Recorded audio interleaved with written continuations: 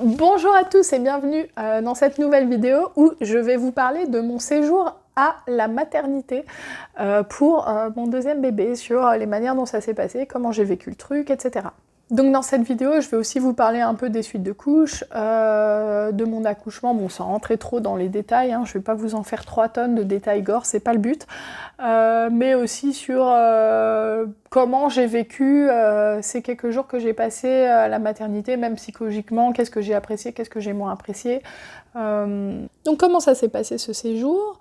Déjà j'étais en chambre individuelle et ça c'était vraiment important. Moi j'ai choisi un hôpital en fonction du fait que je savais que c'était des chambres individuelles. Pour moi c'est hors de question d'être en chambre double, j'arrive plus à parler, d'être en chambre double quand on a un bébé, c'est déjà assez compliqué quand on est seul avec, mais alors si en plus on a nos visites de la famille, les visites de la famille à côté, de la fille d'à côté.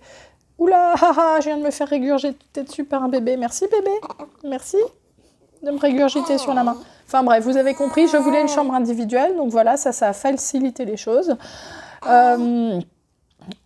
Pour récapituler un peu mon accouchement, j'ai eu un déclenchement suivi d'une césarienne. Et du coup, au niveau des suites de couches, ça a été un petit peu compliqué, je dois dire, parce que j'ai mis beaucoup de temps à récupérer l'usage de mes jambes. Ça va faire peut-être peur à certaines, mais bon. Je tiens quand même à le signaler, quand on a une césarienne, on peut mettre un peu de temps à récupérer de l'anesthésie.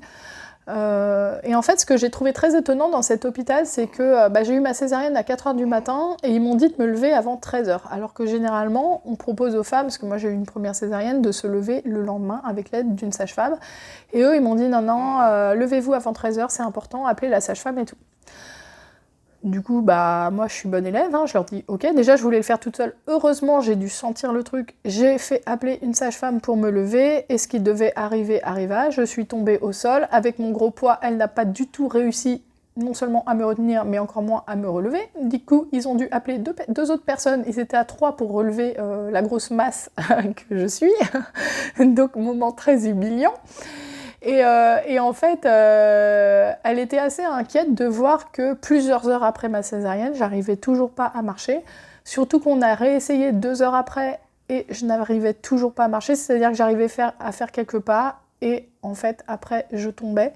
Et donc tout ça, en fait, c'est assez bizarre parce que vous sentez vos jambes quand vous êtes dans votre lit et tout. Vous avez la sensation, vous pouvez bouger votre pied, tout ça. Enfin, voilà, vous n'êtes pas handicapé, quoi. Vous sentez vos jambes. Et en fait, quand je me levais, j'arrivais à faire quelques pas et d'un seul coup, plus de force du tout et je m'écroulais au sol. Et du coup, c'était super chiant parce que dès qu'elle voyait ça, elle s'inquiétait à mort, surtout faire une chute comme ça quand on vient d'avoir une cicatrice de césarienne, c'est pas terrible. Et en fait, elle me disait oui, dès que vous vous levez, il faut vous m'appeler et tout. Et en fait, moi, ça me saoulait trop parce que j'avais pas envie de l'appeler dès que je voulais aller aux toilettes, surtout qu'en plus il m'avait retiré direct la sonde urinaire, et ça c'est pareil, c'était assez étonnant je trouve, parce que quand j'avais accouché il y a 3 ans, la sonde urinaire on me l'a laissée j'avais accouché à 16h, on me l'a laissée toute la nuit, on me l'a retirée le lendemain. Là, ils ont voulu me la retirer direct après la césarienne, du coup ils l'ont fait, et en fait moi j'avais plus de sensations dans les jambes et tout, et qui dit plus de sensations dans les jambes, dans le bassin et tout, en fait, tu peux plus non plus uriner. Donc ça, c'est très sympa. Donc en fait, à la base, je m'étais levée pour aller aux toilettes. J'arrive sur les toilettes, bien sûr, impossible d'y arriver. Donc je me dis, c'est pas grave, hein, je vais y aller dans 2 heures et tout. Et en fait, à un moment, je demande à mon conjoint qui était là, je lui dis, vas-y, aide-moi à aller sur les toilettes. Et pareil, je suis retombée, en fait. Et quand la sage-femme a su que j'avais essayé de me lever sans elle, elle était un peu saoulée. Alors mon conjoint me tenait super bien, donc en fait je suis tombée, mais il m'a tenue, il n'a pas réussi à me porter, parce que comme je vous ai dit, je suis assez lourde, mais je suis grande en fait, je fais 1m76, donc en plus là après une grossesse et tout, je faisais mon petit poids quoi. Et donc je ne suis pas tombée par terre, mais il a eu du mal à me retenir, il m'a posée en douceur on va dire. Et du coup, en fait, la sage-femme se rend compte qu'en 24 heures, je suis tombée 3 fois. Et je vois qu'elle commence à s'inquiéter, qu'elle en parle à l'anesthésiste et tout. Et moi, je vous avoue qu'à ce moment-là, moi, je m'inquiétais pas du tout. Surtout que pour ma première césarienne, j'avais été complètement anesthésiée de tout le corps. Mais genre, j'avais qu'un bras de fonctionnel après la césarienne, en fait. Juste le bras pour tenir mon bébé. Tout le corps était complètement anesthésié. Et c'était revenu progressivement, donc j'étais pas inquiète plus que ça. Mais de voir qu'elle commence à prévenir l'anesthésiste, qu'il y a l'anesthésiste qui passe, qui me dit oui, comment ça se fait et tout. Enfin, d'ailleurs, l'anesthésiste, il arrive, il me voit dans la chambre. Je suis désolée, c'est encore complètement décousu cette vidéo, mais j'étais en tailleur. Comme là, je suis, bon, vous voyez pas, j'ai le bébé et tout sur moi, je suis en tailleur. Et il me dit, mais vous arrivez à vous mettre en tailleur et vous pouvez pas marcher. Et là, il me regarde avec un air genre, t'es une mytho, tu vois. Et je lui dis, bah oui. Il fait, mais vous arrivez à vous mettre en tailleur et vous tombez par terre. Je lui dis, bah oui, enfin voilà, tu me crois pas, enfin... Et en fait, il était assez étonné, mais du coup, le fait de me voir en tailleur comme ça l'a beaucoup rassuré. Parce que bon, ça voulait dire quand même que j'avais l'usage de mes jambes. Mais c'est vrai que moi, au départ, de voir l'anesthésiste qui arrive comme ça, la sage-femme qui s'inquiète, je l'entendais en plus en parler dans les couloirs à ses collègues, dire oui, j'ai une patiente, elle arrive toujours pas à marcher au bout de 24... Enfin, c'était pas 24 heures, mais c'était genre dans la soirée, quoi. Et je me suis dit, mais je vais quand même pas finir handicapée à cause de cette péridurale, quoi. Enfin, je vous avoue que sur le coup, de les voir s'inquiéter tous, ça m'a un peu inquiétée. Mais bon, il se trouve que dès le lendemain, ça allait mieux, je pouvais remarcher et tout. Maintenant, je vais vous raconter l'épisode assez humiliant de la sonde urinaire. Parce qu'en fait, pendant mon accouchement, ils m'ont posé 2 fois de suite une sonde urinaire qu'ils ont retirée. Me demandez pas pourquoi, j'ai rien compris, en plus je m'en souviens plus. Mais je sais qu'ils m'en ont mis 2 fois de suite qu'ils m'ont retirée. Et en fait, ça fait assez mal la pose d'une sonde urinaire. Et pourtant, j'avais la péridurale, mais je l'ai sentie. Et en fait, après la césarienne, ils me retirent direct la sonde. Sauf que vers 15h, 16h, elle se rend compte que je peux toujours pas aller aux toilettes, déjà parce que je peux pas me lever. Et du coup, elle m'amène un bassinet. Donc ça, c'est un moment très humiliant où tu es sur ton lit, où tu dois lever tes fesses alors que tu n'arrives plus, tu n'as plus l'usage de rien. Et où elle te met un bassinet, comme ça, en inox, et que tu dois pisser devant elle, en gros. Et du coup, elle a quand même eu la gentillesse de sortir, mais j'essaye, et je me rends compte que je n'y arrive pas. Et ça, c'est affreux. Parce qu'en fait, t'essayes. J'avais dit que je rentrais pas dans les détails gore, et puis au final, je le fais quand même. T'essayes. Tu mets toute ta force psychologique, et il n'y a rien qui répond. Et là, elle rentre, elle revient. Au bout de 5 minutes, et elle me dit « Ah, c'est embêtant quand même, parce que là, ça fait plusieurs heures, faudrait pas qu'il y ait un problème. Bon, bah, je vais chercher la sonde urinaire. » Et là, elle sort. Et là, je me dis « Non, ils vont pas me remettre ça. » Parce qu'en fait, là, moi, je savais que même si j'avais plus vraiment de sensation, j'avais plus la péridurale. Et je sentais mes jambes. En fait, je sentais mes jambes. C'est juste que je pouvais pas marcher. Et en fait, j'avais des sensations. Je me suis dit, mais je vais douiller à mort, ça va pas être possible. Du coup, le temps qu'elle ait cherché sa sonde, je vous jure, il a dû se passer 5 minutes. J'ai dit, non, là, vas-y, mets toutes tes forces. J'étais là. Je crois que je suis devenue violette.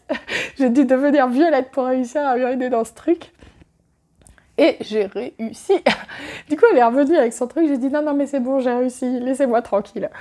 Et en fait, bah voilà, j'ai réussi. Du coup, j'ai pas eu la sonde urinaire, mais je vous avoue que dans les heures qui ont suivi, quand j'allais aux toilettes et que les gens me portaient pour aller aux toilettes, bah je pouvais rester 10 minutes sur les toilettes pour réussir à faire ce que j'avais à faire.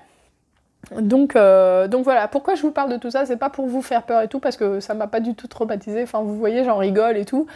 Mais c'est vrai que pour ma césarienne, ma première, j'avais pas du tout eu ça parce qu'ils m'ont beaucoup plus laissé le temps. Ils m'ont retiré la sonde le lendemain. En pleine nuit, j'ai pu me lever toute seule. Par contre, ce que je vous conseille vraiment, si vous avez une césarienne, moi pour ma première, je m'étais levée toute seule en pleine nuit et la sage-femme m'avait dit que j'aurais jamais dû faire ça. Et j'étais là, je l'avais regardé genre pour n'importe quoi en fait. Et moi, j'avais pas eu de problème. Mais vraiment, si vous avez une césarienne et que vous vous levez, ne faites pas ça tout seul parce que vous pouvez avoir l'impression que vous sentez vos jambes et tout, et en fait, des fois, c'est qu'au bout de quelques pas qu'on se rend compte qu'on n'a plus toutes les fonctionnalités requises, en fait. Donc, si je vous raconte tout ça, c'est pour toutes ces 20% de femmes qui auront une césarienne, de savoir que parfois, on peut avoir des suites de couches un peu plus compliquées. C'est rien de traumatisant, hein. Moi, ça a duré une journée. Sur le coup, c'est un peu difficile à vivre parce que moi, comme tout le monde, hein, je déteste être dépendante des gens pour aller aux toilettes. C'est agréable pour personne. Mais dès le lendemain, c'était rentré dans l'ordre. Enfin, ça allait mieux. Donc voilà, rien de traumatisant.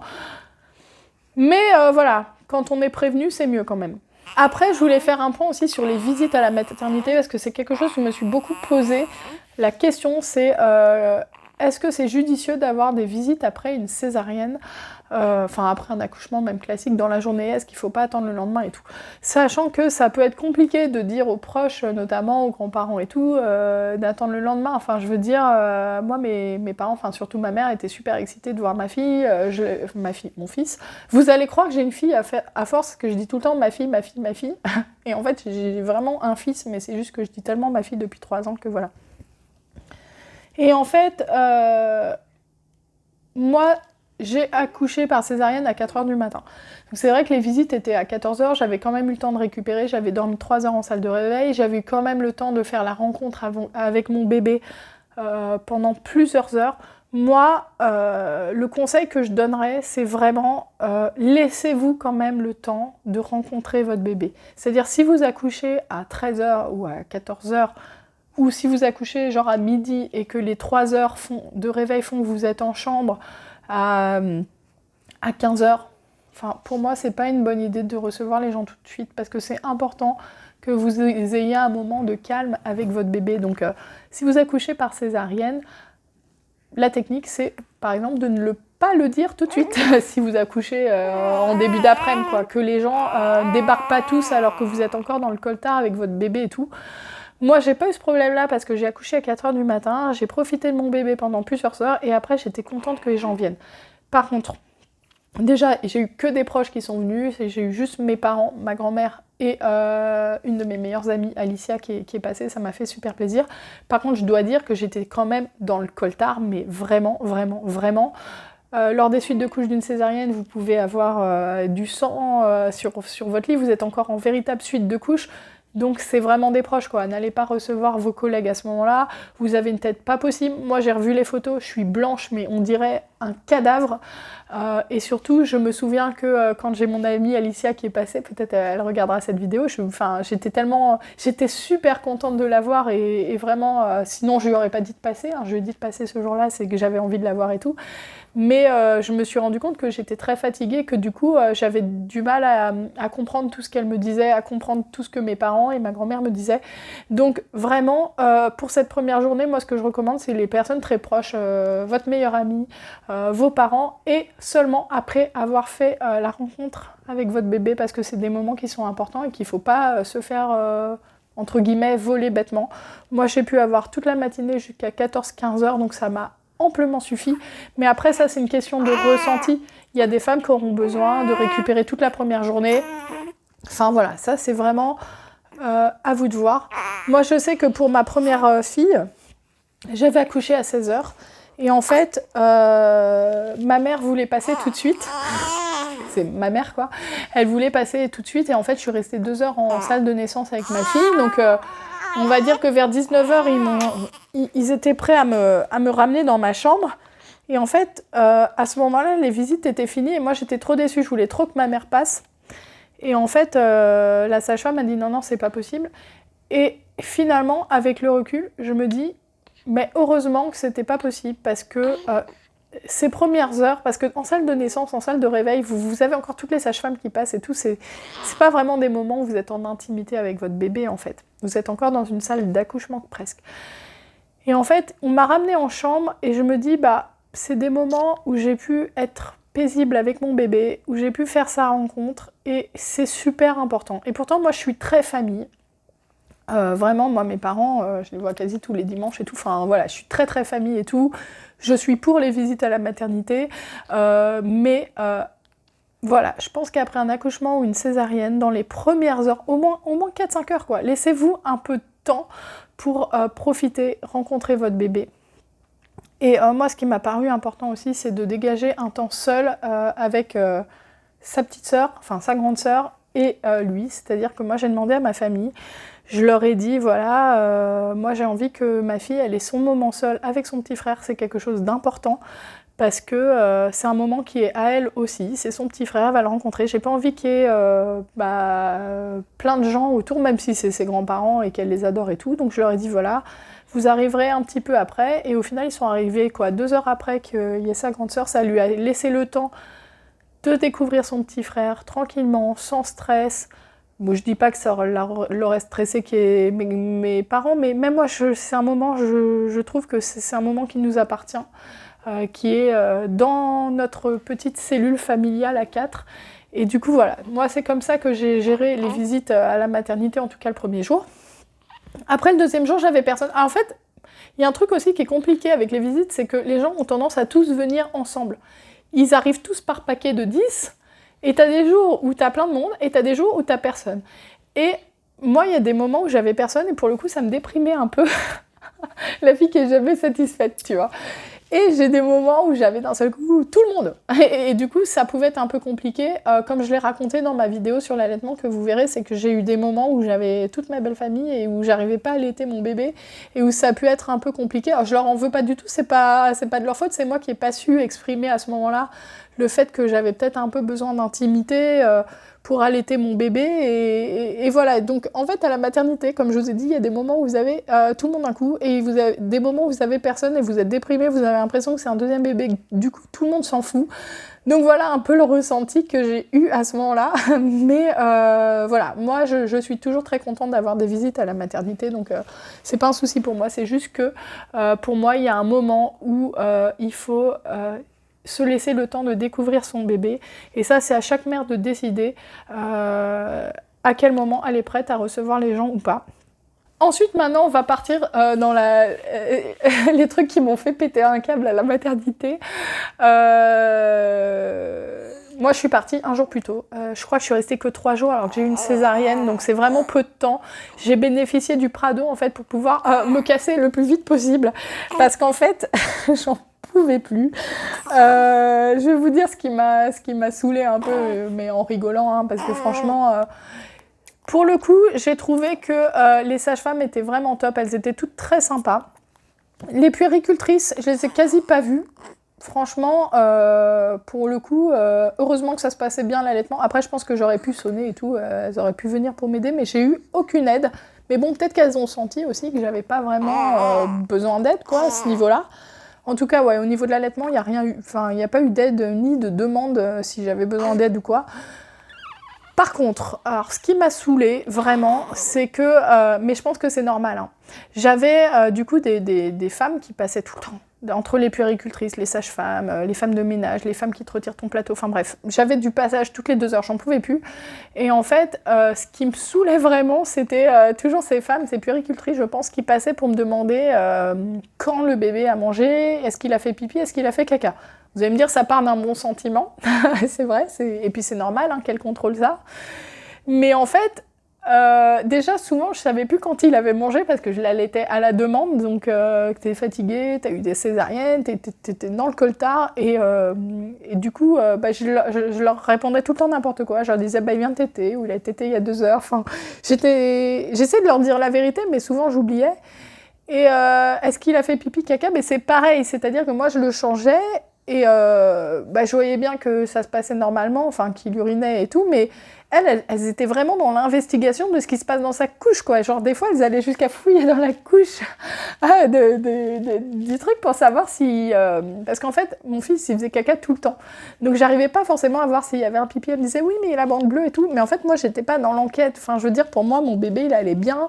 Je sais pas, je me prenais pas la tête comme ça. Et genre, il y en a une, elle est allée jusqu'à fouiller dans la poubelle et j'étais putain, mais après, je sais que c'est normal parce qu'elles ont besoin, c'est important, surtout dans le cas d'un allaitement où elles sont incapables de savoir si le bébé a pris ou quoi. Je comprends, elles sont dans leur rôle en fait de voir si le bébé a bien uriné, et c'est super important, elles peuvent pas le laisser comme ça. Donc vraiment, c'est pas une critique de leur travail ou quoi. Je vous dis juste comment moi je l'ai ressenti, j'en avais marre de rendre des compte sur ce qui se passe dans la couche de mon bébé. Franchement, j'étais là, mais putain, fous-moi la paix. Mais moi, je suis toujours très gentille et tout, donc je disais, oh, mais je sais pas. Et en fait, des fois, je voyais qu'elle me regardait, genre, comment ça, tu sais pas Alors, du coup, à la fin, je disais, oui, il a bien fait pipi, il a bien fait caca, alors que j'en savais rien. Mais je veux dire, moi, j'ai eu un premier allaitement, donc je m'inquiétais pas plus que ça. Et pour ma fille Sophie, ça avait été un peu différent, mais c'est un autre traquage, c'est qu'elle te faisait noter, genre sein gauche, sein droit, à quelle heure il a fait pipi, quelle heure il a fait caca, et des fois j'oubliais de noter, et je me faisais limite engueuler, ou quand des fois elle dormait pendant 4-5 heures, pareil, je me faisais engueuler, et du coup, là, je me suis dit, écoutez, je vais leur vendre du rêve, donc dès qu'elle passait, je disais, oui, il vient de téter, oui, il a fait caca, puis il a fait pipi, j'étais complètement dans le récit, parce que je m'inquiétais pas, je veux dire, mon bébé, ça se passait bien. Donc ça m'a un peu saoulée.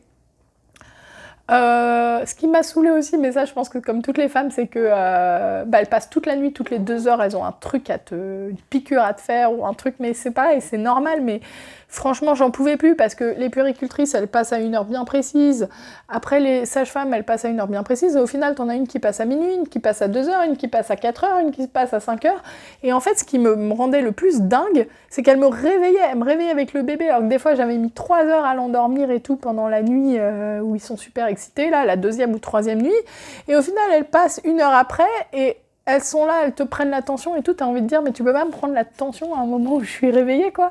Et en fait, c'est pareil, je comprends très bien, elles n'ont pas que moi comme patiente, voilà, pour les femmes qui sont sages-femmes ou qui puéricultrices et qui me regardent, honnêtement, je sais très bien, je ne suis pas Kate Middleton, hein, donc j'ai pas une sage-femme et tout qui s'occupe de moi, qui peut me prendre ma attention quand je suis réveillée, mais c'est vrai que quand on est patient, qu'on vient d'accoucher, qu'on est fatigué, qu'on a un bébé qui dort pas beaucoup la nuit et tout, et qu'au moment où il dort depuis une demi-heure, on vient te prendre ta tension, on vient te faire une prise de sang. Le pire, je crois, c'est quand il y en a une, c'est le dernier jour, là j'ai dit je me casse, j'en peux plus. Elles me font oui, alors moi je vais passer à minuit parce que je vais faire une prise de sang au bébé, puis moi je vais passer à 2 heures parce que je vais vous faire une prise de sang et tout. J'étais ah ouais, ok, donc je vais pas dormir de la nuit là. Et en fait, elles m'ont fait faire des prises de sang, vous savez, la prise de sang au bébé pour vérifier qu'il n'y a pas d'anomalie génétique et tout. Ils me l'ont fait faire à 4 heures du mat. Et en fait, moi, j'étais dans un état d'épuisement à ce moment-là. Parce que, en plus, elles m'ont fait marcher dans le couloir et tout. Et en fait, avec une césarienne, c'est super dur de se tenir debout. Et je suis restée, j'ai marché jusqu'à aller à cet endroit. Après, elle n'arrivait pas à piquer le bébé. Donc, je suis restée debout pendant 10 minutes. Et je vous jure que j'arrivais plus à tenir debout, mais je n'osais pas lui dire. J'étais épuisée, je me tenais sur le bord du truc. Et du coup, ça, c'était la dernière nuit. Je me suis dit, je vais péter un câble. Et je comprenais pas pourquoi ils l'ont fait à 4 heures du matin. Et en fait, le lendemain, j'en ai parlé à la sage-femme. Parce qu'il y a une sage-femme qui était super sympa, avec qui je m'entendais bien. Je leur ai dit, mais c'est quoi votre délire de faire ce test à 4 heures du mat, quoi? Je comprends pas pourquoi vous le faites pas le matin. Enfin, et elle m'a dit, en fait, on a tellement de gens dans cet hôpital qu'on le fait à l'heure de naissance. Donc vous, pas de chance, il est né à 4 heures du mat, on le fait à 4 heures du mat. Et en fait, le dernier matin, avant que je parte, ça c'est pareil, ils me réveillaient mon bébé, genre ils avaient décidé de lui faire prendre le bain. Donc t'as ton bébé qui dort sur tes genoux, ah bah madame, on va lui faire prendre le bain. Et j'ai envie de dire, mais putain, c'est le seul moment où il dort, laissez-le dormir. Et en fait, elles avaient décidé qu'il fallait lui faire prendre le bain pour me montrer comment faire prendre le bain. Mais en fait, j'ai un 2e enfant, donc j'avais pas besoin qu'elle me montre comment lui faire prendre le bain. Et du coup... Bébé qui dort, tu le réveilles pour lui faire prendre le bain, donc là il est pas content, il crise et tout. Tu le rhabilles, tu le rendors, et là t'as le pédiatre qui passe, il faut le réveiller pour lui faire les examens, et en fait, voilà, bon, ces jours à la maternité, c'était toujours un peu comme ça, mais bon, je sais que c'est un ressenti de beaucoup de femmes, mais en gros, je me suis sentie un peu oppressée, quoi, je me disais, mais putain, ils vont jamais me laisser tranquille, et du coup j'ai demandé à partir, je crois que je suis partie même 2 jours plus tôt. Et quand je suis rentrée chez moi, bah voilà, ça allait beaucoup mieux. Donc voilà, c'est absolument pas une critique des maternités, des sages-femmes et de tout ça, parce que je sais qu'on est extrêmement bien suivis en France et qu'on a beaucoup de chance d'avoir autant de gens qui s'occupent de nous, qui vérifient notre tension, qui vérifient que tout va bien, qui vérifient que le bébé n'a pas de jaunisse 20 fois par nuit. C'est une chance. Mais c'est vrai que sur le coup, bah des fois, t'es un peu saoulée, quoi. Et j'étais bien contente de rentrer à la maison. Donc voilà, c'était pour mon vécu de mon séjour à la maternité. J'espère que le fait que je me plaigne pendant 10 minutes comme ça vous a plu. N'hésitez pas à me dire comment vous avez vécu votre séjour à la maternité. Est-ce que c'était comme moi ou est-ce que c'était différent? Parce que pour le coup, pour ma première fille, j'étais dans un autre hôpital. Et même si c'était relou qu'elle passait la nuit, c'était moins l'usine que cet hôpital-là. Et du coup, il y avait quand même plus de respect du sommeil de la mère, du bébé. C'était un hôpital où il y avait quand même beaucoup moins de gens, donc ils avaient plus le temps de respecter un peu les rythmes des patientes. Là, c'est un hôpital où il y a énormément de naissances, énormément de femmes et tout, donc forcément, c'est moins du chouchoutage, quoi. Donc voilà, j'espère que ça vous a plu et je vous dis à bientôt pour une prochaine vidéo.